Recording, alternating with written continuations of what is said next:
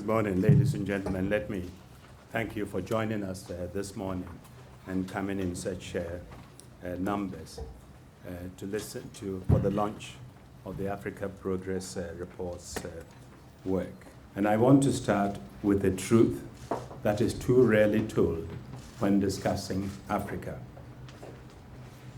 It is that the continent has made very real and tangible progress over the last few years.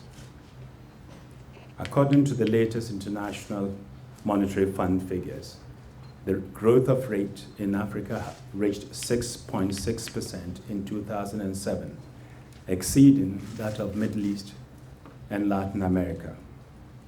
Africa's poverty rate has declined by almost 6% since 2000, but there are problems. The tragedy is that these hard-won gains are now under real threat.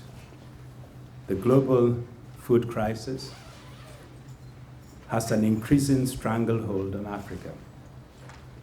Across the world, the worst affected countries are those which need to import food, and the hardest hit people are those who spend the largest proportion of their earnings on food. So it is the poorest people in the poorest countries who are feeling the brunt of this catastrophe.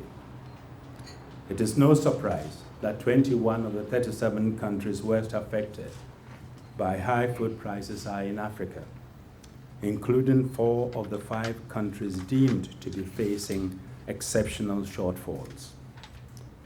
Unless we can find a way of tackling this crisis, we estimate that more than 100 million people worldwide will be pushed back into abject poverty, and a significant proportion of these will be in Africa.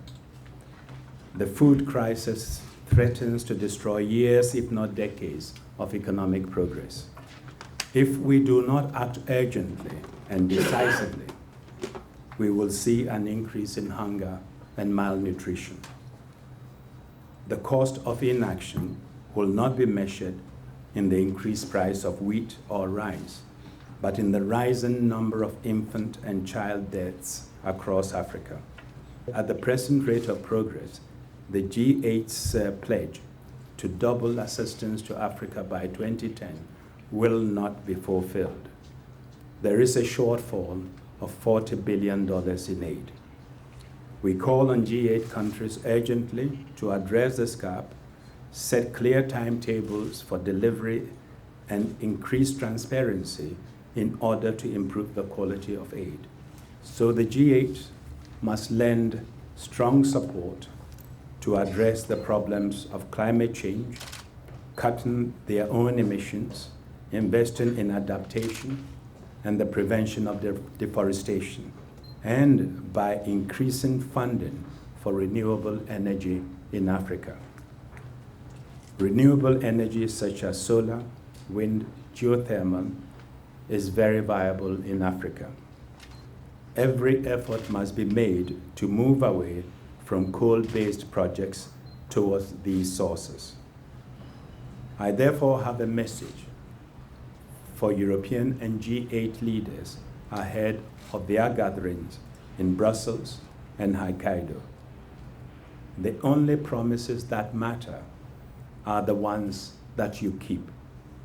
Many millions of people across the world, and no more so than in Africa, are waiting for you to deliver.